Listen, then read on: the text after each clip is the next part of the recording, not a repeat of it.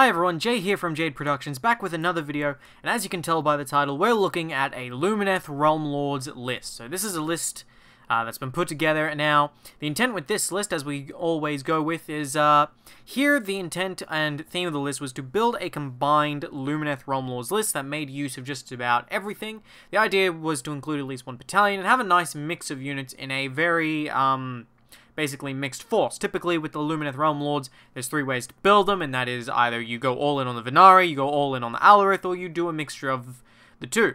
So this is that combined mixture of the two, and looking what that looks like and how competitive it is. We're going to be looking, of course, breaking it down, how it's meant to function on the battlefield, its strengths and weaknesses, things we can do to make it more competitive, less competitive, so on. So, let's begin right now by stating that this is a mixed list, and its competitive valueness is roughly medium, I'd say. It's not a super competitive broken list, but it's not something that should roll over and die. It's designed to do a little bit of everything, play to the objectives.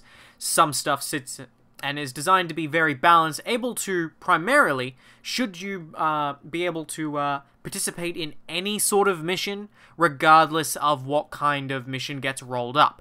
Because this is an army that has been, basically, when I built it, the idea is that you build it towards, no matter what scenario you get given, you should be able to perform.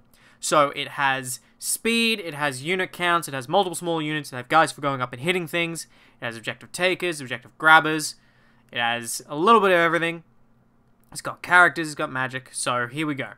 So, first things first with this list, our allegiance ability is very simple. We've gone with the allegiance of Synergies, Elven names. I hate Elven names. Give me some good old Gromdal names. So, the Synergies allegiance, in addition to all the other allegiance abilities we get from being Lumineth Realm Lords, which contribute quite heavily to a lot of the stuff we're going for with here, is firstly, all our Aether Quartz, we get two uses of that, which is particularly good. We want that on just about everything, which is great. We are able to, also with a command ability, transfer and bounce those Aether Quartz reserves between our units. And let's get more out of those, and a quick reminder that the Aether Quartz reserves we can pop in order to give a unit +1 hit, +1 save, +1 cast, or even attempting to re-roll a cast, or attempt to cast an extra spell, sorry. That first one is baked into the other one. So, we have that going on there, and that's where our list begins. So, after Synergies, we've gone with our leaders. In our leaders, we have Sentinels Cathalar, we have the Light of Alfarion, and we have a Alarath Stone Mage. So, beginning with our Sentinels Cathalar, the Sentinels Cathalar is our general with Goading Arrogance from Synergies. Goading Arrogance not being a particularly good thing. Goading Arrogance, well, it's not a particularly thing, but it's something that we're forced to take. At the start of the hero phase, you get to pick an enemy hero within 6 inches of your general, and, you know, you get to add 1 to hit rolls for attacks that target that enemy in that phase. So, it's not particularly good. It's very short range. We don't want our Sentinels Cathalar anywhere near the front lines, but because this is something that we have to take, being Synergies, and we need a general, our only other choice was to make the Light of Alfarion, probably the general, and now that's where you get the trade-off here. The Alarath Stone Mage, you could also make the general as an option. You could bounce it between those. Typically, the command trait here that we're forced to take by being Synergies is pretty shit, so it doesn't really matter who we get it on. We either get it and we maybe put it to some use on either the Sentinels or the Alarath Stone Mage, or we make the Light of Alfarion our general and just don't worry about it. Better to have an extra rule than to not have an extra rule, in my opinion. So we've just dumped it on the Sentinels Cathalar, who will be supporting the Venari, so hopefully it comes up. If not, it's not really a far cry.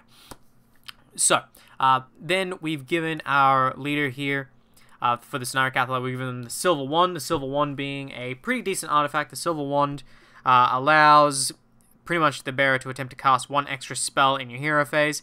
Now, this will pretty much be letting her cast our Speed of Haish. In addition, will always which is an excellent spell, which I'll get to in just a moment, because we're going to be able to cast the Speed of Haish, and then we're going to be able to cast either an Arcane Bolt, Darkness of the Soul, or Mystic Shield. The Darkness of the Soul is pretty good.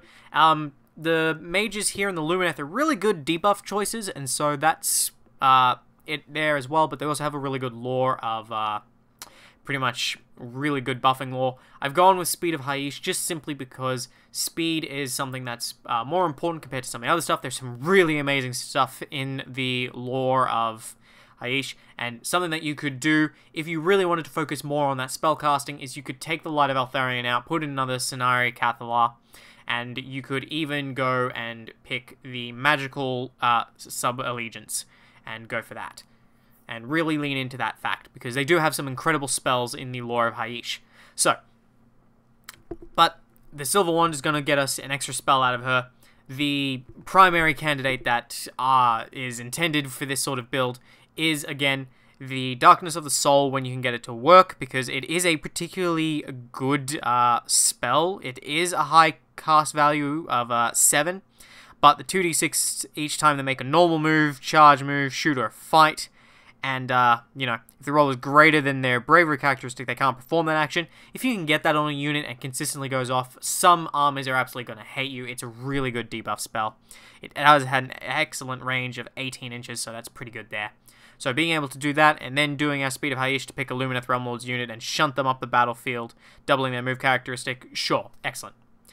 The Sentinel Cathalar is a solid caster to begin with. They're just really bad in combat. And they have some other support abilities that are okay, but we're not going to put a huge emphasis on right here. Then we have the Light of Alfarion as a second leader. The Light of Alfarion is essentially here to act as a beat stick for our army. He's here to give us a character that we can send up. We can have him act as a beat stick. We can have him do what we need to do. Essentially, he's just a missile that we're going to fire at enemy characters and enemy monsters in this list. He's not really super important. He has his command ability, the Unflinching Valor, which we get to pick a friendly model with this command ability. So him, and then all friendly Lumineth Realm Lords wholly within 24 inches count as having a bravery characteristic of 10. Excellent. Sure, he can go and support our Aelf, and he can go and support our Venari if we really need to. In this particular list, it's the Aelf who are going forward with him to go bring the fight to the foes, and then it's the Venari who are staying back and holding our objectives and moving into positions and stopping deep strikes and blockers, and giving us the utility that we need for this army to participate in all the different kinds of objective games. So, then we have our Aelf Stone Mage, mostly because he is, for two reasons. We have our Aelf Stone Mage in this list for, firstly, we have to have him because of the battalion.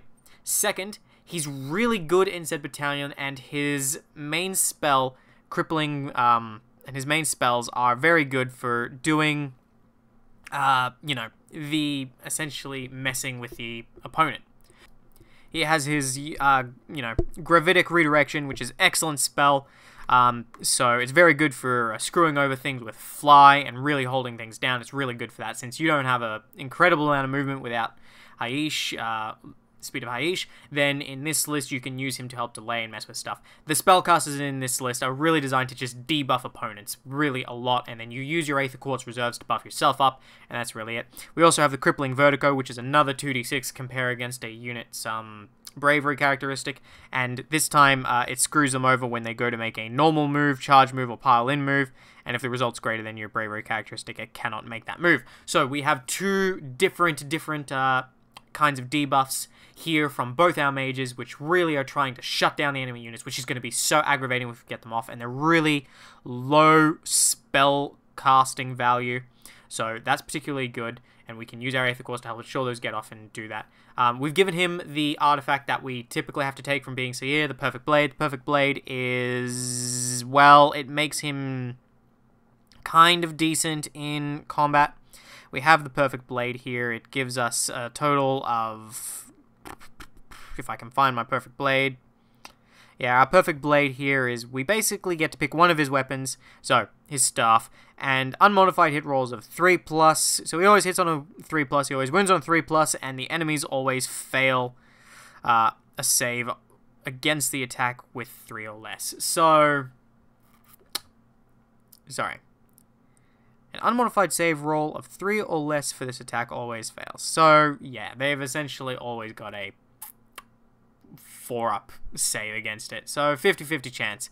It's okay relic. He's not going to be on the front lines too much, hopefully. So, you know, that's what we've got going on there. And that concludes it for our leaders. So before we can really talk about the role of these leaders, we need to talk about the rest of the army. So for the rest of this army, we have a Behemoth, which is our Alaric Spirit of the Mountain. He's our distraction card effects. He's our big boy. We send him forward. He does the business. You know, he's our 12 wounds, 3-up save. We can let him ignore Rend when he takes the mountain stance. He has our multi-damage attack with his Cloven Hooves and his Geomantic Blast and his Stoneheart World Hammer, which inflicts a good amount of damage, and he's really good at that. He's got a command ability where he selects a friendly Aelf elf wholly within 18 inches of him, and you get to add 1 to the attacks characteristic of that unit's melee weapons in the combat phase, but you can't do it more than once. But he's really good. He's going to be a key to making sure our beatstick force works. He's going to move with the rest of the Aelf. He's going to buff them up or himself up. And then he's going to just hit everything with lots of attacks, with the multi-damage attacks. He's going to be going after our enemy monsters, Terror guys, and they're really big guys that we really want to get rid of. At the same time, he has all these different effects that help really buff the rest of our army. But things like his ponderous advice, we won't really be using a lot of in this list. It's not really intended to do that. Here, he's meant to fulfill, essentially, the fact of, here's a monster that we have going forward all the time, and we always want him close to our Stone Mage, so that if we have the Stone Mage symbiosis, where he's treated as having suffered 0 wounds, so he's always fighting at maximum effectiveness. So, he's our big beat stick here. Not a lot to say in terms of tactics using him, just like, you know, just like Alfarion, he is our missile that we're going to fire at guys and move ahead. Except, unlike Alfarion, who we kind of want paired more with the Venari, and with the other guys, this guy is the center around which the Aelf that we're bringing here will move forward and take the fight to our enemies, shifting them off objectives, killing them, while the rest of our army supports. So, that's our Spirit of the Mountain. There's really not a lot to say on the Spirit of the Mountain in terms of that. Then, for our battle line includes 2 units of Venari Wardens, both at 10-man squads. Now, we've gone with 2 10-man squads, even though it would be beneficial to run them as 1 big-man squad, simply because in a 2,000-point game, we need a minimum 3 battle line, and the Venari Wardens, each Warden unit you bring, makes 1 other Venari unit battle line. So, in order to meet our, if we bring those other units, if we are bringing the minimum amount of Wardens that we need to get this, then our minimum battle line for them is our 2 units of 10. You can take out some points somewhere if you wanted to increase them, but then you lose whatever that is, and to be honest, you want all these in pretty good numbers. You could probably take away points from the Aelf Stone Guard later in this list and put it more into the Venari if you want more guys holding the back objectives, but the idea here is that the Aelf are going forward to do the damage for your army, while the Venari are sitting back and holding the line for you and blocking and stopping and distracting. So, we have our Wardens here. These guys are, the typical idea here is we have our 2 units of Wardens. These guys we're going to have on our flanks. We're going to have them on our objectives.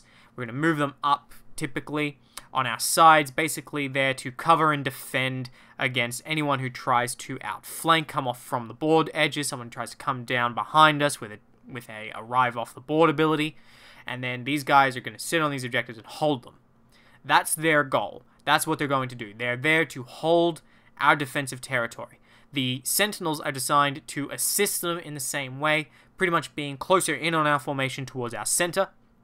And basically, these are our skirmishes. We're going to use them for sniping characters, taking pot shots, just putting out a tiny bit of damage.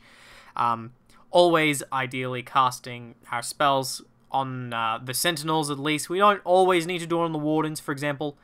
If you're up against, you should always kind of be casting, you know, the power of Haish, but you probably, there are some circumstances in which you don't want to cast it, and that is particularly when you're fighting armies that benefit from you casting spells, or where you just be wasting your spells, and they have lots of you know. So, for example, you don't want to do it against Tzeentch. So, the more spells you cast with Tzeentch, the more fodder you give him the more fodder you give the opponent for summoning demons. You don't want that. You just want to cast the minimum number of spells that you need. So the Sentinels should always be, okay, Power of Hyeish, whereas the Wardens, okay, we only need to Power of Hyeish them if we're expecting them to see combat within the round. On the other hand, where your opponent has lots of denies or no denies, just go nuts. Where they have lots of denies, you want to start off with the least important things first and try and bait them into denying that stuff as much as possible. So there's that. So we also we have our Sentinels. As I said, these guys are here as our picket line. They have their bows, which are pretty adaptable, and they're basically just here to picket mortal wounds out and picket away at enemies, weakening them, sniping out enemy characters, targeting things that we don't like. They can shoot out of line of sight, which is very important, so they can help contribute to the battle very well at decent ranges. So they're pretty good. We have our 2 units of 10, so we have quite a number of shots there. And that is really it. Other than that, they're designed to sit on objectives and help guard our rear lines and protect, while the line Wardens do the blocking and the taking the hits for the Sentinels. So then we've also included 5 Venari Dawn Riders. These guys are twofold in this list. Depending on the objective scenario that you're playing, their goal is to either rush forward and attempt to use their murderous number of attacks, even with their small unit number, in order to basically mow down enemy hordes and get a quick alpha strike in there with the speed of Hyeish. Or their other role in which we're going with here is that instead of running them as Shining Company, their goal is to use their speed combined with Hyeish and as cavalry to basically try and reach far-flung objectives. In some scenarios where objectives arrive randomly all over the place, such as Star Strike, or where it suddenly comes down when you need to get, in the better part of Valor, over to one objective really quickly, and you need more bodies on it so you can take it, and you need battle line bodies on it so that you can take it and burn it. These guys are where they come in handy. These are your fast reactionary force in our army here. And that's how we're using them. Other than that, they have decent damage output against anything that isn't other cavalry or anything bigger and tankier than that. So don't throw them against ogres. Don't throw them against really tough, durable units. Don't throw them against monsters, monstrous infantry. Don't do that. They're clearly... only throw them against infantry. The lighter the infantry, the better. So, there's that. Other than that, they're our good reactionary force, as I said, for taking our objectives and doing what we need to in the late game. You kind of, depending on the objective, will either want to throw them up first to kind of soften up the enemy, give them a first turn charge, give a bit of skirmish, take some objectives, or you'll want to be holding them back in reserve until the late game when you can see where they need to go at the right time. And with the amount of movement that they can get when you combine them with Speed of Hyeish, which is a spell you want to ensure goes off when you target them, you can get ludicrous amounts of movement out of these guys. So, and movement is super important if you've paid attention to any videos that I've done before. If you're new to my video series and you're new to Age of Sigmar, movement is the most important thing. Positioning, blocking, stopping units, knowing where you are, finishing the right amount of inches away from stuff, and mastering how you pile in and how units are going to interact in the movement phase is the most important thing, and the most important thing to master tactically. And it's not something that can be explained, it's something that has to be learned through trial and error over time. So we've got them. Now, for our other units, we have our Aelf Stone Mages. We have 2 units of 10. Why do we have 2 units of 10? Why do we have 20 Aelf Stone Guard? Well, quite simply, we have 20 Aelf Stone Guard, 10 with Stone Mallets, 10 with Diamond Hammers, simply because they're really good. They're really, really good, hard-hitting, elite units that we want to bring to this army. They're really cheap as well, only at 200 points per each squad. That's pretty good discount for what we're getting. And so the idea is we're not really going to be running them with their Seneschals are going to be using the same weapon. Everyone's going to be using the same weapon because I dislike units with mixed weapons, particularly in this case where it's obvious that you just want more of the unit-specific weapon. So we have 10 with diamond, diamond hammers? Diamond picks. Diamond pick hammers. Really? Diamond pick hammers? That's just a... okay, we have 10 with diamond pick hammers, and I was just calling them diamond picks in my head. have diamond pick hammers, and then we have stone mallets. So we have 2 units here, both ideal for fighting different types of enemies, both really killy, but one more suited to different kinds of opponents we might encounter on the front line. These guys are not particularly fast. They are got decent bravery, but the idea is we want to support them with our Spirit of the Mountain and Alfarion, and we want to use Speed of Haiish to get them moving when we really need to get them moving. Otherwise, we're just sort of running them up and letting them take the charge because they have that decent 4-up save. They have 2 wounds, which makes them pretty good. We can assume the stance if we don't particularly need to move any far to ignore Rend 1, which is amazing. We have our, basically, Battalion ability, which is the Skin to Stone. And our Skin to Stone for our Battalion ability, which comes from our Aelf Temple, which I'll talk about really quickly here because it comes into play here, is that at the start of the combat phase, any friendly Stone Guard units from this battalion wholly within 12 inches of a friendly hero from the same battalion, so essentially your Stone Mage, you can re-roll save rolls for attacks that target unit that has turned its skin to stone, but you get to only pile in 1 inch. That is absolutely fine. Re-rolling saves is immensely powerful in this, and especially since you have a good 4-up save, potentially ignoring Rend 1, you're going to be able to really take a real beating with this, and then deliver a lot back, because you hit, once again, pretty hard with 3s and 3s, -1, regardless of which weapon you pick. On your diamond pick hammers, any unmodified wound roll of a 6, unmodified hit roll of a 6, inflicts 1 mortal wound, and then your attack sequence ends. This means it's good for targeting heavily armored units, big monsters, things with 3-up saves, ways to ignore, rend, things that have ways to ignore wounds. You want to hit them with that. So that's for your heavily armored opponents. And then for units that have more wounds or more bodies, such as hordes with low armor saves, or medium elite hordes, things like Hearthguard that aren't buffed and have, like, only a 5-up save with a 6-up ignoring damage, you hit them with the Stone Mallets, which unmodified hit rolls of a 6 add 1 to the damage, making you up to damage 2. So that's where you want. Both of them are very good at doing stuff. The mortal wounds are just more for bypassing armor. You could mix and match this. So let's talk now, and then the idea of this list, before we go on to what I was just thinking, is we go forward, and here's how it lays out very slowly and concisely. Our Venari Wardens take up positions on the flanks, typically, hopefully, near some objectives, and blocking off anything that we need from the sides, creating areas of denial, along with the Sentinels, who are further in from our formation, providing an area of denial. We then have our Venari Dawn Riders in the center, along with, in our forwardmost positions, we have our Aelf units, along with Alfarion.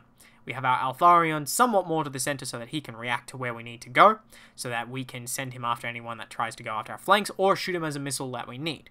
Our Aelf then begin their slow advance forward, using their abilities to shift opponents off objectives and do the main amount of killing, while anything that comes in from the side, we use our Venari Wardens and our Dawn Riders and our Sentinels to respond to our Sentinels when they're not dealing with things coming in from the side and trying to hold objectives, peppering our enemies from a distance to weaken them by the time our Aelf units get into combat. We want to be moving and using our Scenario Cathalar to move our things in the center much quicker. So we want to be using Speed of Haiish to get them into positions much quicker, and we want to typically be running and moving very fast. We're probably going to be using command abilities to ensure that they run the 6 inches, because they have that slow movement. We want to get them up there as fast as possible. Once they're there, we can let them be in their natural state and assume that defensive stance that this army excels at. This army is an army that excels at aggressive defense. You want to basically slowly push the enemy back with this kind of list. And when they come to you, we use our guys like our Wardens to respond and block them from getting to objectives, while we use our Sentinels behind them. It's a very sort of traditional combat style that you might see in other things if you're familiar with sort of an older fantasy style. from Warhammer Fantasy. This is a very traditional sort of army. We have our cavalry, which is going to respond, typically be on a flank, and that is the entire point of this list. The synergies here is that we essentially have our Wardens, who are... Our Venari here in this list are typically designed to just sort of sit around and provide us our utility and assist and extra bodies if we need, while the heavy lifting is done by our heroes and our Alarith units. Very simple, very concise, able to deal with just about every threat. Now, the competitiveness of this list, I got tongue-tied.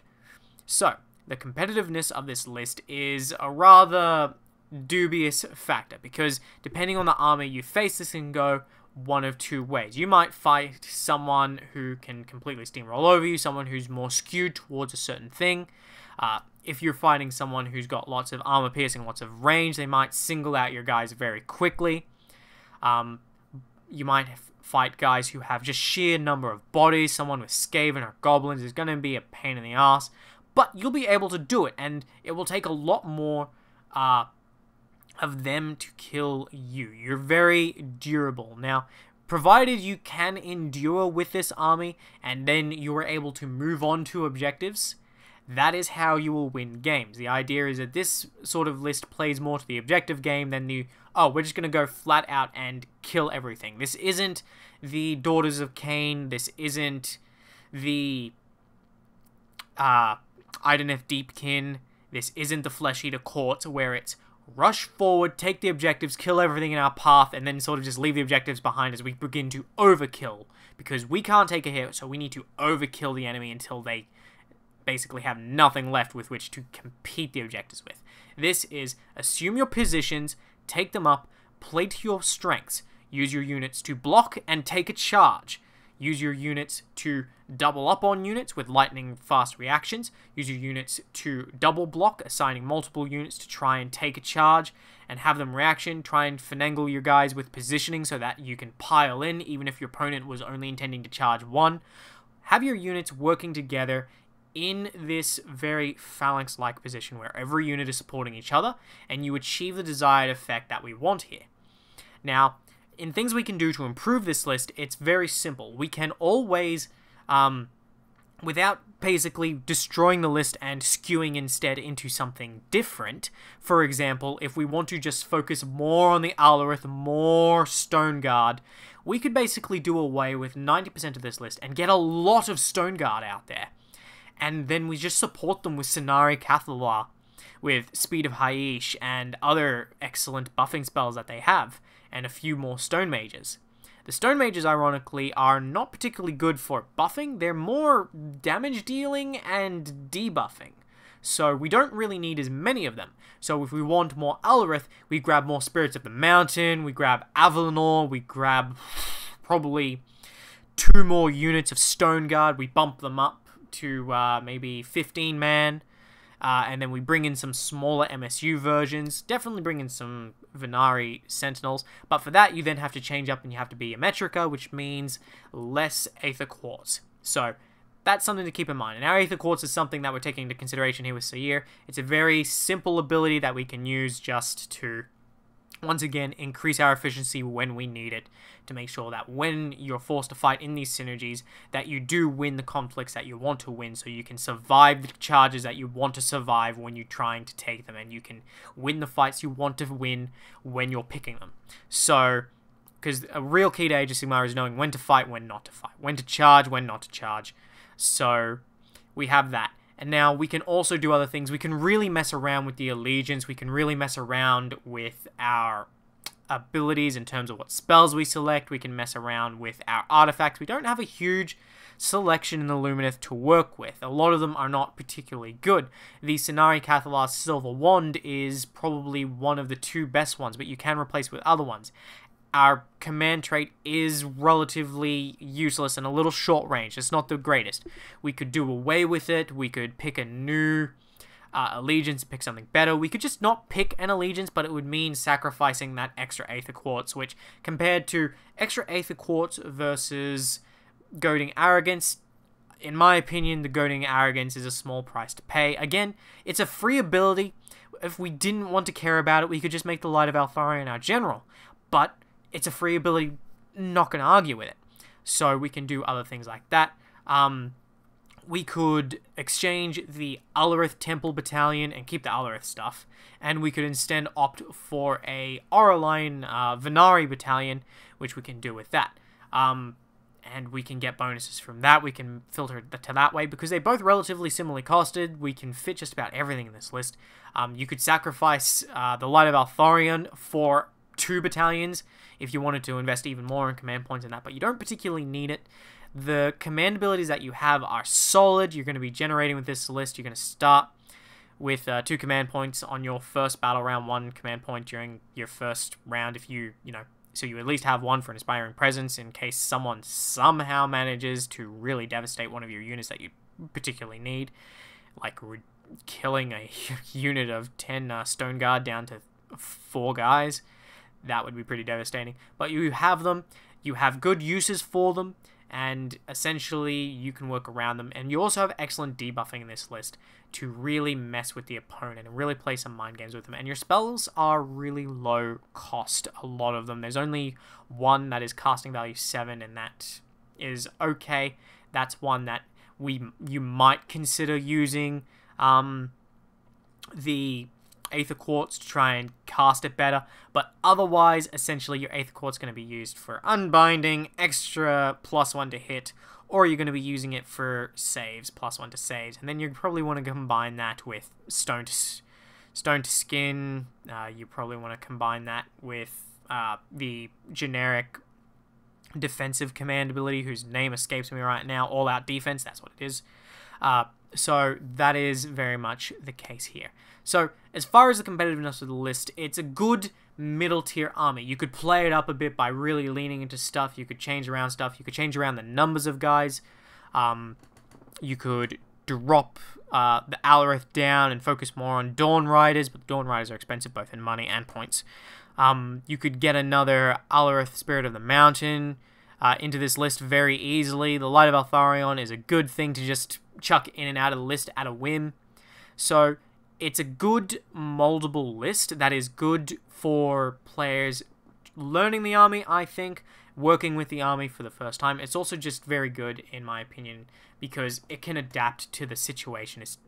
I've built it here so that you can use it in any number of ways. It's very simple to use with a very simple order of battle behind it, and it's adaptable enough to play to the objectives as you need. There are some things, of course, that we've talked about so far that you can do it, and there's even more things you could do to modify the list. The Lumineth Realm Lords do suffer from a lack of options.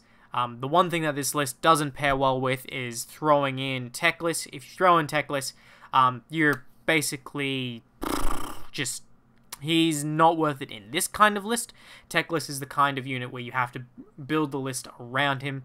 So you'd have to basically rebuild the list from the ground up if you wanted to include Techless. But he does make your spellcasting really reliable. And he adds a lot of utility into your army. And a good amount of mortal wounds. And more durability with the presence that he brings from his aura abilities. So that's really all I'm going to talk about with this list for now.